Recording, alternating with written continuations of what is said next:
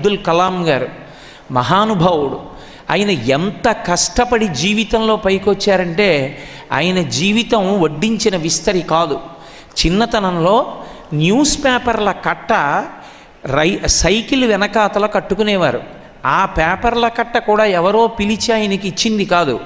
రామేశ్వరం స్టేషన్లో హాల్ట్ లేని express train తెల్లవారుజామున స్పీడ్గా వెళ్ళిపోతుంటే అందులోంచి విసిరేసినటువంటి పేపర్ల కట్ట పట్టుకోవడానికి రైలు కట్ట పక్కన నించుని ఆ పేపర్ల కట్ట తీసుకెళ్ళి సైకిల్ వెనకాతల కట్టుకుని ఇంటింటికి తిరిగి న్యూస్ పేపర్ వేసి స్కూల్కి వెళ్ళి కష్టపడి చదువుకుని సాయంకాలం వేళ మళ్ళీ సైకిల్ వేసుకుని ఏ ఇంట్లో పేపర్ వేశారో ఆ ఇళ్ళకెళ్ళి పేపర్ బిల్లు వసూలు చేసి ఆ వచ్చినటువంటి డబ్బు ఎవరి పేపర్లు అమ్మమన్నారో వాళ్ళకి ఆ డబ్బు కట్టి రెండో ప్రపంచ యుద్ధంలో కడుపు నిండా తినడానికి రొట్టెలు కూడా లేని రోజుల్లో ఆయన వింగ్స్ ఆఫ్ ఫైర్ అన్న పుస్తకం రాసుకున్నప్పుడు దానికి సంబంధించిన ప్రిఫేస్లో రాసుకున్నారు.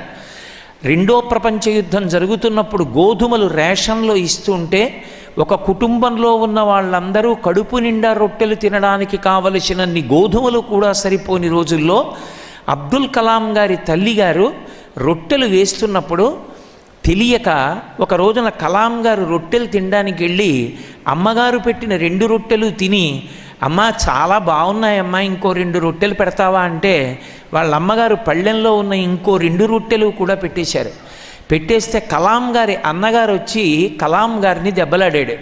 ఒరే నీకు బుద్ధుందా, నీ 2 రొట్టెలు నువ్వు తినేసావురా, ప్రపంచ యుద్ధం జరుగుతోంది, గోధుమలు దొరకట్లేదు, పోనీ వెళ్ళి తీసుకొద్దామన్నా లేవు, అమ్మ తినవలసిన 2 రొట్టెలు నీకు పెట్టేసింది, అమ్మకి మళ్ళీ రేపు గోధుమలు దొరికే పర్యంతం అమ్మకి తినడానికి రొట్టె లేదు, తినేయడమేనా, అమ్మకి ఉందో లేదో చూసుకోక్కర్లేదా, నువ్వు చూడొద్దా, అలా తినేసావే అమ్మ ఎంత బాధపడుతుంది రొట్టె లేక రాత్రి ఆకలితో అని అడిగితే కళ్ళంబట నీళ్లు పెట్టుకుని చిన్న కలాం గారు అమ్మ దగ్గరికి వెళ్ళి, అమ్మ నాకు తెలియలేదమ్మా ఆకలేసింది, రొట్టెలు రుచిగా ఉన్నాయని అడిగానమ్మా అన్నారు.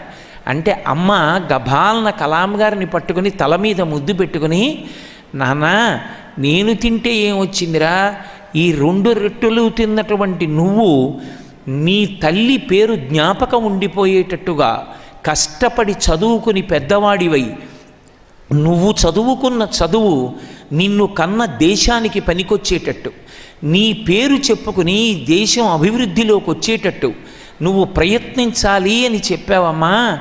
ఆనాడు నువ్వు తినవలసిన 2 రొట్టెలు నాకు పెట్టావు అమ్మా. ఆనాడు నువ్వు పెట్టిన రొట్టెలతో తయారైన ఈ రక్తం ఇవాళ ఈ దేశానికి అంతరిక్ష రంగంలో స్వావలంబన కల్పించి ఉపగ్రహాలు తయారు చేసింది.